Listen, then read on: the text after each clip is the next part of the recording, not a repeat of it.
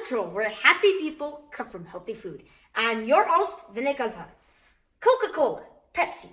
Those sound like boring names for soda.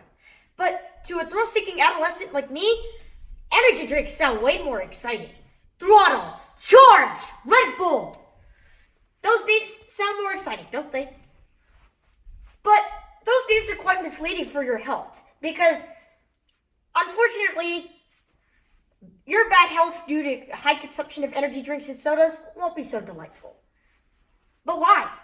I'll answer your questions and many more in today's lesson, Sugary Drinks Drink Energy. First of all, what does the FDA think about it?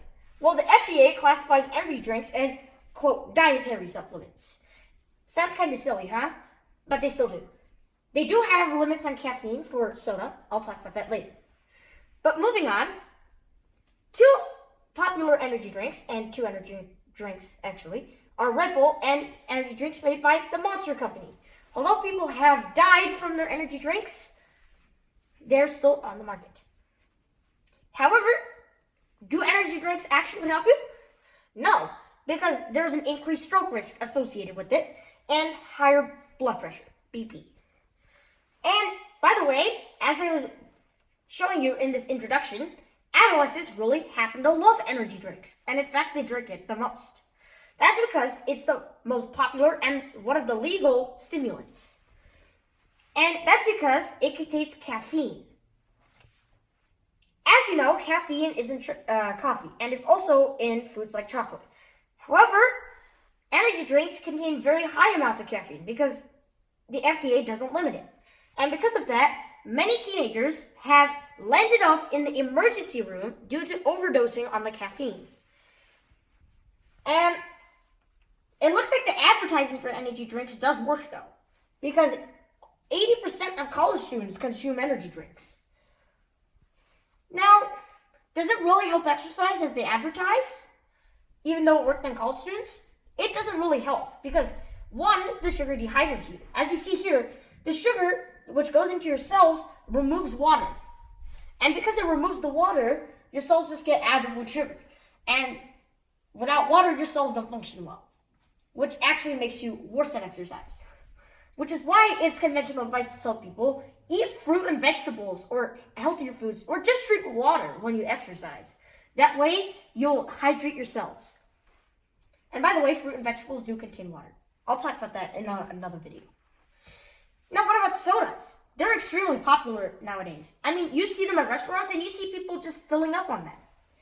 Well, sodas aren't any better. The two most popular brands are Coca-Cola and Pepsi. And the FDA does limit it at least. The caffeine limits are 70 milligrams per 12-ounce can. However, that isn't any good because sugar in soda makes it more addictive. Now you might be wondering, what about diet sodas and sugar-free? Well, surprisingly, they're cheaper to make. And that's not with your health added.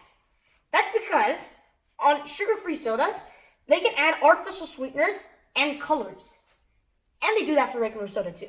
And diet sodas aren't any better because they still have sugar. It's like replacing a regular cigarette with an electronic cigarette. It's no better. Or a cigarette with a cigar, but I'll put that aside for now. So, basically, it is of no benefit to you to drink energy drinks or sodas.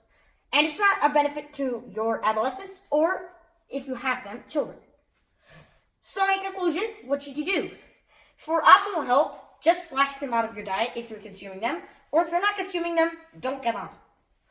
However, if you want to keep consuming energy drinks or sodas, limit the quantity if possible. Now, there's a lot of advice saying moderate, but moderation is really hard to do because the foods we're trying to moderate and the drinks are addictive. They're literally designed that way, which is why it's best for me to say avoid. And that's why I'm also giving you the warning, just limit your quantity if you want to keep doing it. Make sure you exert self-control over your health. Thank you for watching. If you liked this video and you would like way more information about sodas and energy drinks that I could not cram into this video, go to my non-sugary, waterful website, www.healthpatrol.org. And no, there is not enough water there, sorry. However, there you will find a PowerPoint and some resources. Those resources were what I used for that PowerPoint that I mentioned before, as well as this video. Once again, thank you for watching. I'm your host, Vinay Galva, and I'll see you next time on Health Patrol, where happy people come from healthy food.